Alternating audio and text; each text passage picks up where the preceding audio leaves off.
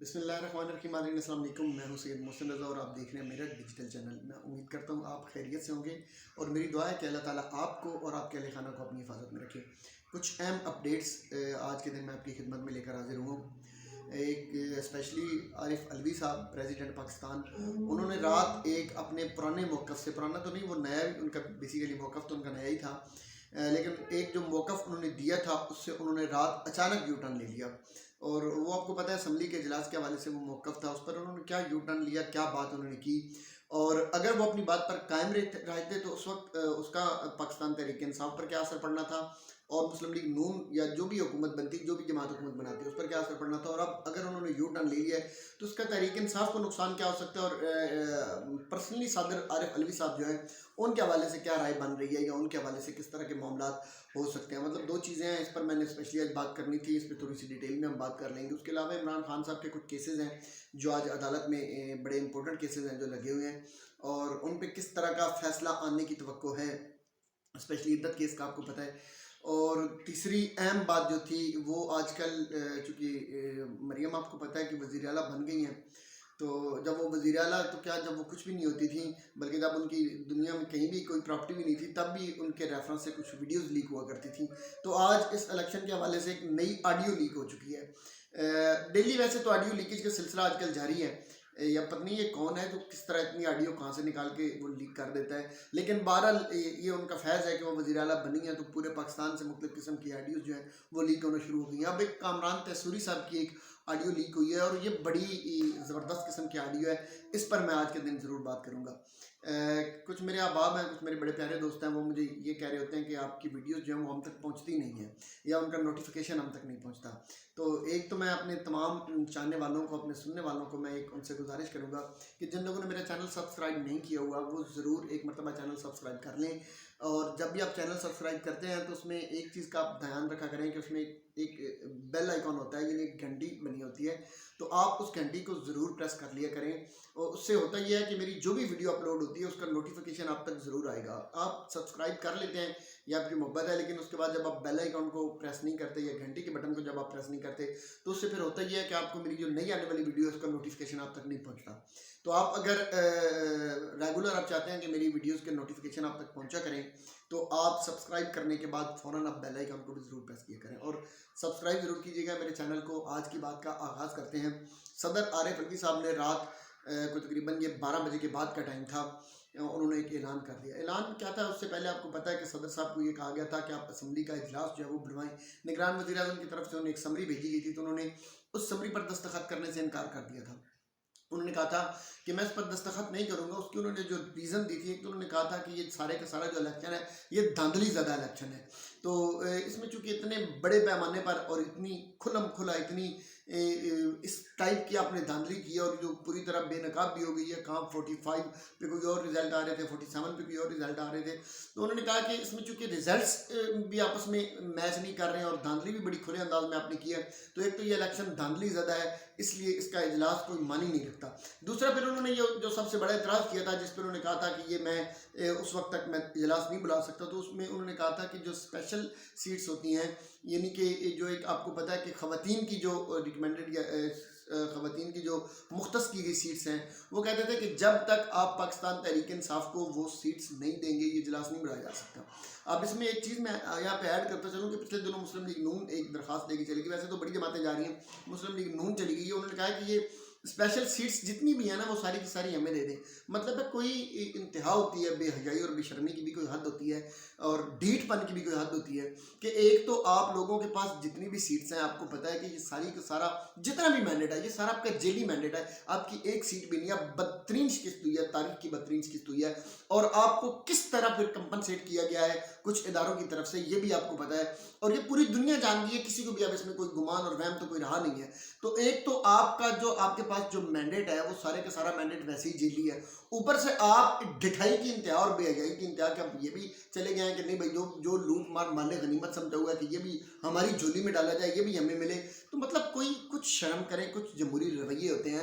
آپ ووٹ کو عزت دو کے نعرے لگا کر اسی اپنے نعرے کو اپنے پیروں کے نیچے روندا آپ نے, پھر آپ میثاق جمہوریت کی باتیں کیا کرتے تھے. اب تو خیر آپ نے میثاق معیشت کی باتیں بھی کی ہیں, اور آتے ہی آپ نے قرضے کے لیے بھی لائن میں لگ گئے ہیں کہ ہمیں اور مال دو, ہمیں اور قرضہ دو. تو کچھ حیا ہوتی ہے, کیسی جماعت ہے, مجھے تو سمجھ نہیں آ رہی کہ آپ کو, بلکہ میں خود بھی سمجھ نہیں آ رہی کہ آپ سے عوام نفرت کیوں کرنے لگ گئی ہے. آپ کی انہی حرکتوں کی وجہ سے آپ سے نفرت کر لی ہے. وہ ٹھیک کہتا تھا عمران خان کہ ایک تو انہیں شرم نہیں آتی, اوپر سے ان کی تعلیم بھی تھوڑی ہے, ان کو شعور بھی نہیں ہے.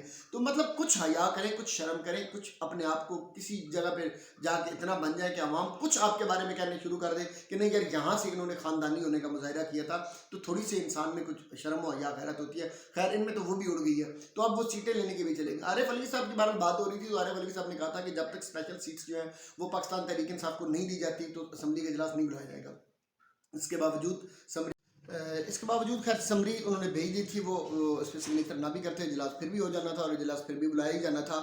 لیکن اس اجلاس کا ایک نقصان یہ ہونا تھا کہ وہ اجلاس غیر آئینی ہوتا, اور یہ شہباز حکومت پر بہرحال ایک تلوار لٹکی رہنی تھی ہمیشہ کے لیے کہ یہ غیر آئینی اجلاس بلایا گیا تھا, اور کسی بھی وقت اس وجہ سے شہباز حکومت پوری کی پوری جو تھی وہ گرائی جا سکتی تھی غیر آئینی کہہ کر. لیکن اب چونکہ پریزیڈنٹ صاحب نے رات کو سائن تو اس پہ کر دیے ہیں, تو ایک تلوار جو تھی ہمیشہ کے لیے مسلم لیگ نون کی حکومت پر یا شہباز گورنمنٹ پر جو لٹکے رہنی تھی وہ صدر صاحب نے بہرحال ہٹا دیا.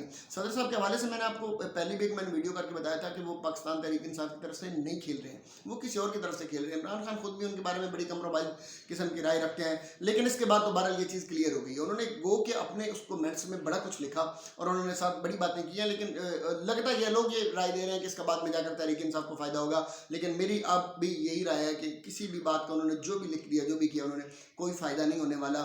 بہرحال اینڈ یہی ہے کہ صدر صاحب جو ہیں وہ کمزور پڑ گئے ہیں, اور ان کی کمزوری کی وجہ سے تحریک انصاف کو نقصان ہوا ہے. ایک اور گراؤنڈ, ایک اور محاذ مل جانا تھا تحریک انصاف کو اس جیلی مینڈیٹ زدہ حکومت کے خلاف لڑنے کے لیے, وہ بھی اب صدر صاحب نے محاذ یا وہ دروازہ بہرحال بند کر دیا ہے, جس سے یہ لگتا ہے کہ صدر صاحب کسی اور کی طرف سے کھیل رہے تھے. اب کم از کم کلیئر ہو جانا چاہیے تحریک انصاف کے لوگوں کو کہ صدر صاحب جو ہیں ان کے معاملات تھوڑے سے اور طرح کے ہیں, ان کے معاملات آپ کے ساتھ نہیں ہیں. انہیں دھمکیاں بھی دی گئی ہیں, انہیں یہ بھی کہا گیا کہ آپ کو گرفتار کر لیا جائے گا. تو یہ ساری چیزوں کا وہ پریشر برداشت نہیں کر سکے. یہ ساری باتیں ہیں بھائی, کوئی پریشر کوئی کچھ بھی نہیں تھا, وہ آلریڈی کمیٹڈ تھے, اور یہ ساری چیزیں سکرپٹڈ ہوتی ہیں. یہ کیا گیا, وہ کیا گیا, جی صدر مجبور ہو گیا تاکہ بعد میں کم از کم اس بندے کو بیانیہ بنانے کے لیے ایک وقت مل جائے کہ میری تو یہ سارے معاملات میرے ساتھ اس طرح کیے گئے تھے تو میں نے یہ کر. یہ ساری چیزیں ہوتی ہیں, اس طرح کے کچھ نہیں. صدر صاحب آپ کے ساتھ نہیں تھے, صدر صاحب آپ کے ساتھ نہیں ہوں گے, اور صدر صاحب پر آپ مزید امیدیں رکھنا چھوڑ دیں. ایک اور بات کی جا رہی ہے جی, صدر صاحب نے چاہے تو عمران خان صاحب کی سزائیں معاف کر سکتے ہیں, وہ اپنا چونکہ صدارتی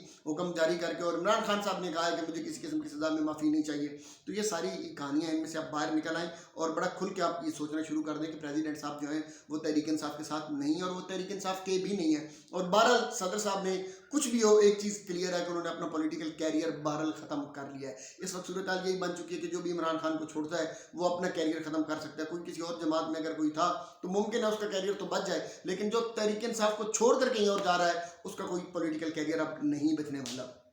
ایک آڈیو لیک ہوئی ہے کامران تیسوری صاحب کی, یہ بیسیکلی تسلسل ہے اس آڈیو کو جو کچھ دن پہلے مصطفیٰ کمال صاحب کی آڈیو لیک ہوئی تھی. انہوں نے کہا تھا کہ ہم نے جب مسلم لیگ نون سے بات کی تو ہمارے بارے میں یہ کہا گیا کہ پیپلز پارٹی آپ کو ماننے کے لیے تیار نہیں ہے, ہمارے نمبرز پورے ہیں, اور وہ کوئی بھی آپ کو سیٹ دینے کے لیے, وزارت کی یا کسی بھی طرح گورنرشپ ایون دینے کے لیے تیار نہیں ہے, کیونکہ وہ یہ کہتے ہیں کہ آپ کا مینڈیٹ 100% جیلی ہے. تو اس پر کامران تیسوری صاحب جو ہیں انہوں نے اپنا ایک تجزیہ دیا, وہ بھی آڈیو لیک ہو گئی. انہوں نے کہا کہ اگر ہمارا مینڈیٹ 100% جیلی ہے تو باقی جماعتیں, ایسی بھی جماعتیں موجود ہیں جن کا 200% مینڈیٹ جیلی ہے. اور اس پر خیر ایک لمبی ویڈیو ہے, میں تو اپنے اس پہ کمنٹس کرنا چاہ رہا تھا, آڈیو ہے سوری, وہ میرا مطلب پہلے جو آڈیو لیک ہوئی انہوں نے کہا کہ ایم کیو ایم کا تو جو مینڈیٹ ہے وہ 100% جیلی ہے, لیکن باقی جو ہے ان کا 50-60% جیلی ہے. اور اب کامران تیسوری صاحب نے کہا کہ اگر ہمارا 100% جیلی ہے تو ایسی جماعتیں بھی موجود ہیں جن کے 200% جیلی ہے. تو اس کا مطلب یہ ہے کہ اچھا یہ بات نون لیگ نے کہا ہے کہ یہ پیپلز پارٹی کر رہی ہے کہ ان کا مینڈیٹ جیلی ہے. اگر میں اپنی ایک مطلب ایک رائے دوں نا, میں ایک جسے آپ کہتے ہیں کہ غیر جانبدارانہ بات کروں, تو پھر بھی اگر پاکستان تحریک انصاف کے بعد کسی جماعت کا مینڈیٹ کچھ تھوڑا سا بہتر ہے نا, جو تھوڑا سا آپ کہتے ہیں کہ یہ نہیں کہہ سکتے کہ جیلی نہیں ہے وہ بھی جیلی، لیکن تھوڑا سا کمپیریٹیولی بہتر ہے تو وہ پیپل پارٹی کا پھر بھی بہتر ہے. لیکن باقی دونوں جماعتیں ایک دوسرے کے بارے میں ٹھیک کہہ رہی ہیں. ایک اگر 100% جیلی ہے تو پھر دوسری جماعت کا 200% جیلی ہے. بہرحال کم از کم یہ پاکستان کی تاریخ میں پہلی بار ہو رہا ہے کہ ہارے ہوئے جو ہیں وہ اندر خانے یہ باتیں ضرور کر رہے ہیں کہ ہمارے مینڈیٹ جو ہیں وہ جیلی ہیں. اور جو جب اس طرح کی آوازیں اٹھنا شروع ہو جاتی ہیں تو وہاں سے آپ اندازہ لگا دیں کہ کمپنی کا یہ سسٹم اب نہیں چلنے والا، یا یوں کہنا چاہیے تھا میرے خیال یہ کمپنی نہیں چلنے والی، کمپنی اب یہ غالباً نہیں چلنے والی. اور میری بھائی وہ کمپنی مراد نہیں ہے، میں اسی کمپنی کی بات کر رہا ہوں جو اب حکومت بنانے جا رہی ہے. تو یہ سارے 4 5 6 بندے جو ڈائریکٹر مختلف مل کے جنہوں نے ساری یہ ویڈیو بنائی، ان کی کمپنی زیادہ دیر بہرحال اب نہیں چلنے والی. عمران خان کا بڑا اہم کیس آج ایک عدالت میں ہے، وہ ڈسٹرکٹ کورٹ اور سیشن کورٹ اسلام آباد کے اندر ہے.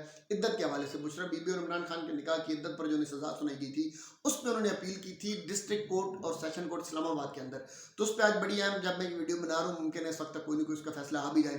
تو ہو سکتا ہے کہ اس میں عمران خان جو ہے، ویسے تو ان کے 6 اور بھی مختلف کیسز ہیں جن پر انہوں نے اپیل کی ہوئی ہے، 2 اور بھی کیسز ہیں، ایک اسلام آباد ہائی کورٹ میں ہے. اسلام آباد ہائی کورٹ کے کیس کی تو خیر کوئی توقع نہیں کرنی چاہیے، لیکن یہ جو کیس ہے ادھر کا کیس، ممکن ہے اس پر عمران خان جو آج ان کو ریلیف مل جائے، بڑا ریلیف مل سکتا ہے. یہ بھی ہو سکتا ہے کہ وہ سزا اڑا دی جائے، یا مختلف کچھ اس میں آپشنز ہو سکتے ہیں، ممکن ہے کوئی نئی ڈیٹ بھی دی جا سکتی ہے. تو بہرحال یہ بڑے آج اہم 2 3 اہم کیس ہیں اسلام آباد میں. اس پر جو بھی ڈیسیژن آئے گا، جب بھی ڈیسیژن آئے گا اس پر میں اپنی ویڈیو ضرور بناؤں گا. تب تک دعاؤں میں یاد رکھیے گا. ایک مرتبہ پھر کہتا چلوں کہ میرے چینل کو سبسکرائب کیجیے، بیل آئیکن بٹن کو ضرور پریس کیجیے گا. دعاؤں میں یاد رکھیے. اللہ تعالیٰ میرا آپ کا، ہم سب کا حامی و ناصر ہو. والسلام.